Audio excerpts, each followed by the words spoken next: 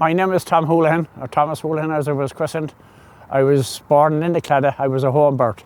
My mother was Peg Toole, originally from the Claddagh. She married my father, Bill Holohan. Like I said, I was a home birth and I was delivered at the house, or in the house, by my grandmother, Nan Toole. If you went back 200 years ago, they might have called her a white witch. What she was, or as they're known in Connemara, Bon Fossa. Bon Fossa is Gaelic for wise old woman. So if a woman had a problem with a child, or a child, you know, with the womb or anything like that, they called her. Cures for children, if a child was sick, she had different cures and different things for that. And I'll give you an example of that. When I was born, after a few weeks, I couldn't go to the toilet. So it got to the point where they had to do something. So one day, my father came home from work, and Nan Toole, my grandmother, her daughter, my mother, Peg, and another woman, old woman from the village, were doing something, and my father asked, he said, "What are you at?" And they told him, "It's women's business." What they had done was, they got a bit of turf and they put it in the fire. And when it turned red, they took it out. They let it get cold, and they broke it up into dust. And they put it into my bottle of milk, and a little drop of holy water. And after a couple of hours, I was going to the toilet. So that was given to me on a regular basis.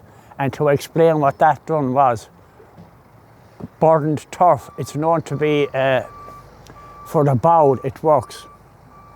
And they knew that. It was like a laxative.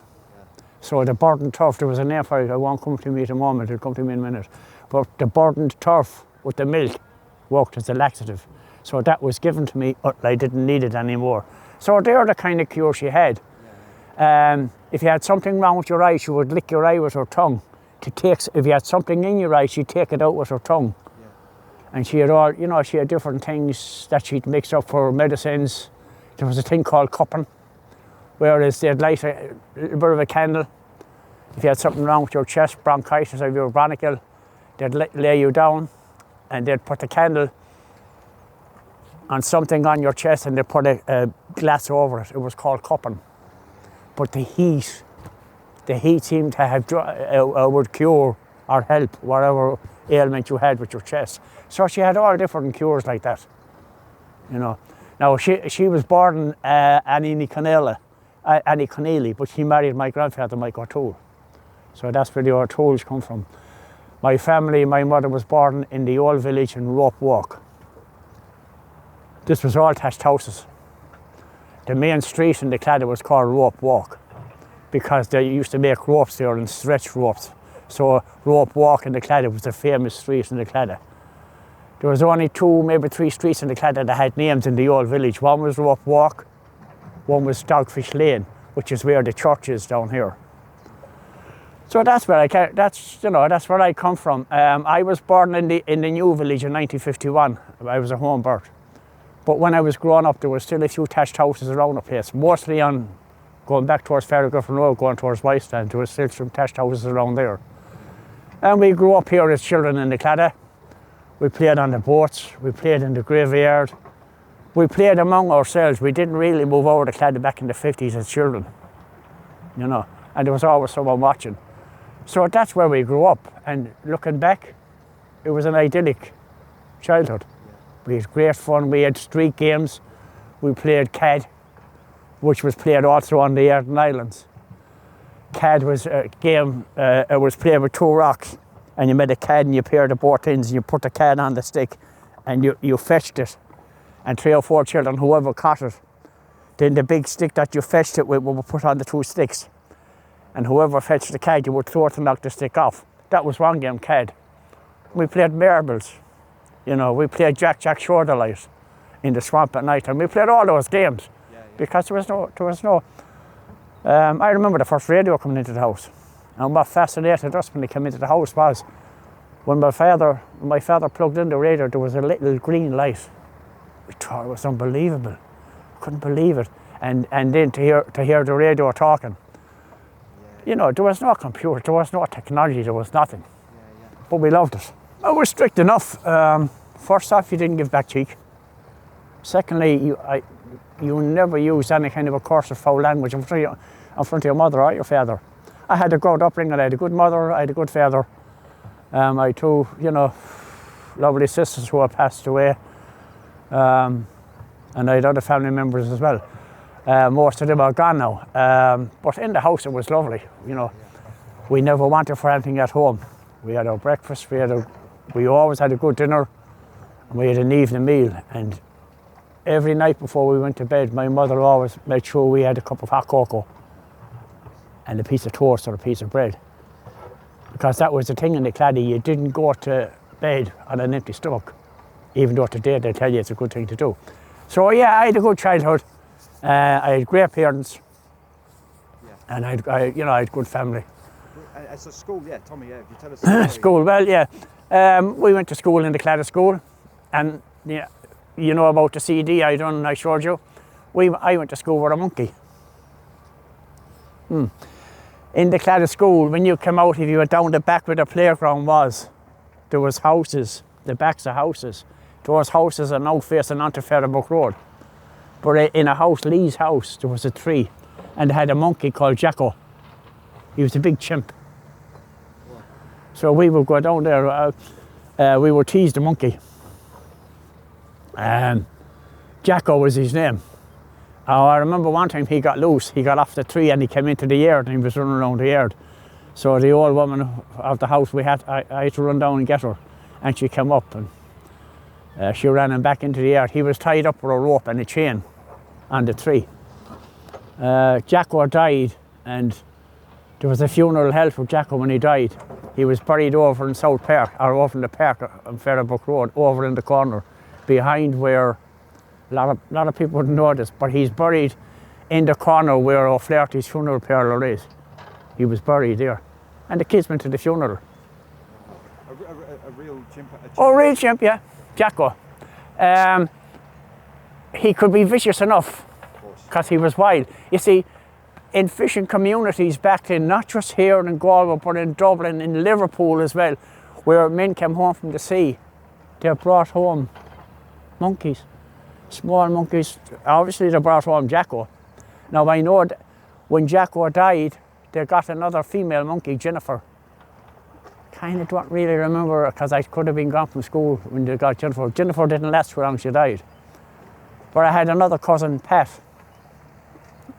When Pat would come home from sea, he had a tiny little monkey on his shoulder. And he would be tethered to Pat with a little chain around his neck. So Pat would always come and visit my mother, and he would always bring her cigarettes when he come home from sea. So I used to damn Pat would give us the monkey. So he tried a chain around you, and we'd have the monkey, and we'd be out the back a few hours. And we used to steal woodbines. And we used to we were trying to get the monkey to smoke the woodbines. But that's the kind of childhood we had. And we played around the street, like I said. It was idyllic. When you look at her today. Oh, very innocent as well. It was so innocent. My mother went to the school down here, the Piscatorial school, like all her sisters and her brother did. I met Maura, she was 15-ish. I think I was 15 and a half, going on 16. We met in Salthill, and we were courting, we were only kids. And we wanted to get married when we were about 17, but the parents said, you're a bit young. So we decided to go to England. So we kind of done I suppose today they call it eloped. But we went to England. And eventually, we were in Coventry for a while, then we went to London. We didn't stay in London. Ourselves didn't like it. We ended up down in Lancaster in Lancashire. And my uncle had a house in a little town called Burton, which is on the edge of Cumbria. So we walked out of there. I walked in Lancaster University on the buildings. There was a big extension going on in Lancaster University. I done a little bit of tunnel work, small tunnel work. How was that as a young Irishman in England during that period? Was it tough? It was tough enough. You could be called, I was called a few names here and there. But most of the English people were lovely, but you'll always meet a bigot, But I have to say, the English people that I worked with, And the English men I worked with were grand. Yeah. They were fine. But you'd always meet the odd bigot. Yeah, of course. Was that during the trouble? That was the height of the troubles, yes. So we lived in that little village in Burton and Kendal in England, just north of Carnford. And we were married in Carnford. Herself didn't want to move, so my uncle said there's a job going in Ponton's holiday camp. So we went there. I worked as a bearman there for a while. So then herself wanted to come back home. So one day, kind of suddenly, we decided, let's go. So we got the train to Holyhead and got the boat back to Dunleary. Her family were living in Dunleary. And we came back to Galway after that. We lived in Dublin for a while. What year was that, sorry, Tommy, you came back? 73, late 73. Well, no, mid 73, because I came back for the salmon season. Okay. Because I knew the salmon season was good. Yeah. Because there was money to be made in salmon. And I made money, fishing, poaching salmon from the Wolftown Bridge and from the bridges and from the tunnels at night time. Wow. We'd be in the tunnels at night time. We lived in Rahon for maybe 8 years in the flats, and we moved around. I ended up in Claddagh, where we live now for the last 20 odd years. How has Galway changed since you were a young fella? Totally. As children here, we would sit on the footpath and we would count the cars. And, let's say, selling a friend, we count the cars. He'd count the red ones, I count the black. I'd have 20 cars, he'd have no red ones, so it was all black. Do you know what I mean? You wouldn't get a lot of traffic coming through Claddagh. The only traffic you will see coming through and up the terraces is, there was a guy who used to come around twice a year. We used to call him the rag and bone man. He'd walk clothes off you. If you brought him clothes, he'd give you a balloon, or he'd give you a few sweets. One funny incident, one day, the rag and bone man was up the terrace outside Mary O's shop. So I ran down to the house to get whatever bit of clothes I could. And the only thing I could find was my mother's coat, her good coat. So Tommy took the coat and I was heading up the street to give it to the ragman. And next thing, this hand grabbed me from behind. It was my mother. Where do you want my coat? I'm going to give it to the ragman, man. He's giving me a balloon. That kind of thing, And what was lovely about the Claddagh then was, in the late 50s as a child, in the 60s, a lot of the old people from the old village were still around with the shawls, a lot of the old women, a lot of the old fishermen, And it's so nice to think back that I lived through that time. I was kind of a bit of an entrepreneur when I was a child in the Claddagh. I would go and do messages for people who lived alone. Mate, a famous man in Galway in the Claddagh, Mate Hart. Mate's mother lived alone, Jenny Hart. And I would do the messages for her, and you get a halfpenny or you get a penny. Some of them give you nothing. All you get from them is thanks a mock, I'll give you something again. Yeah, right. But I always made a penny or twopence or for sweets or for the pictures. So growing up in the Claddagh was always idyllic when you look at what's there today. Not in the Claddagh, but Galway City. But I love Galway City. There's so much going on as well. There's so much positive stuff going on, And maybe I should say this, but it's the truth in that Claddagh is neglected. There's nothing, you can walk down here during the summer and people will stop you, women will stop you and ask for a toilet. Where is there a toilet? There's no facility for men or women or children to go to the toilet there. The Claddagh is totally neglected. Even bins. Bins. You walk down there, there's no bins. There's no bins along the walk all the way out to Salt Hill. Until you come to the prom, that's nothing, That's the way it is, and it has been totally neglected. Back in the 60s and early 70s, or mid 70s, there was a project got up to build 6 Claddagh attached houses. And when the plans were drawn up, and I have the original plans, the plans were in there where the playground is. It never came to fruition. But I said at the time, back about 20 years ago, Galway City Council were thinking of moving the fire station house to the outskirts of the city. And I said, yeah. I said, a great move if you do it, because where the fire station is today, that was the Galley Glass. There was 12 or 14 houses in there, attached houses. So I said, yes, move the fire station, put half a dozen thatched houses back there, and watch them come from all over the world to see them. So I can never see it in my time. I can't see it happening, but I would love to know that it will happen sometime.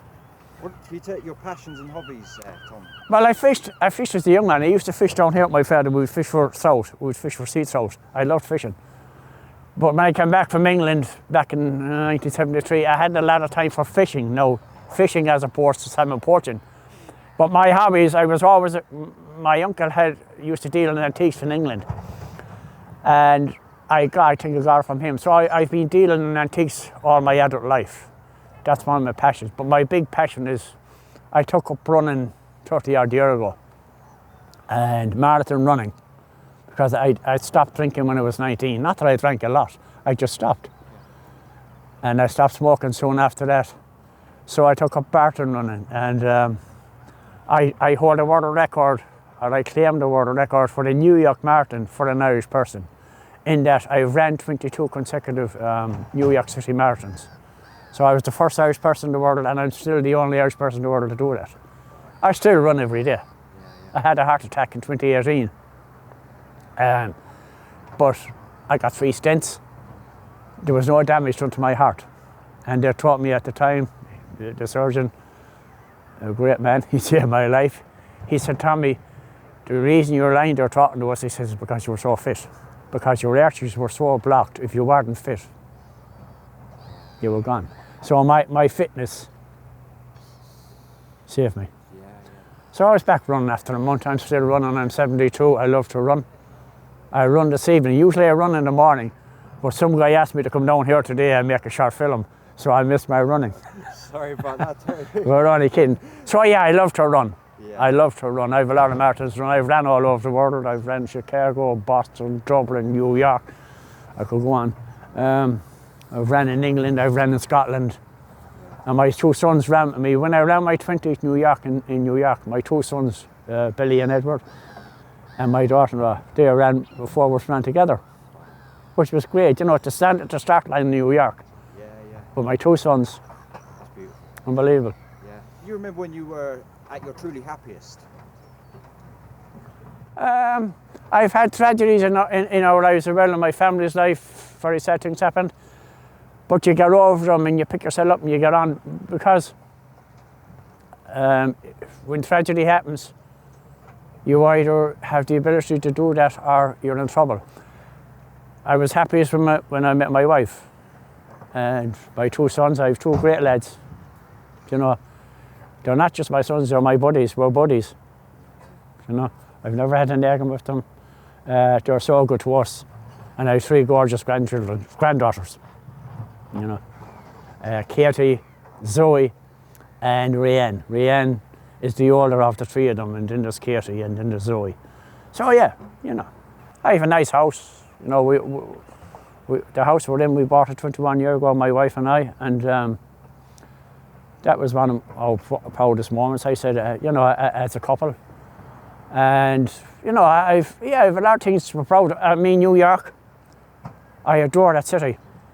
Don't ask me why. When I go there, I feel I'm at home. I adore New York.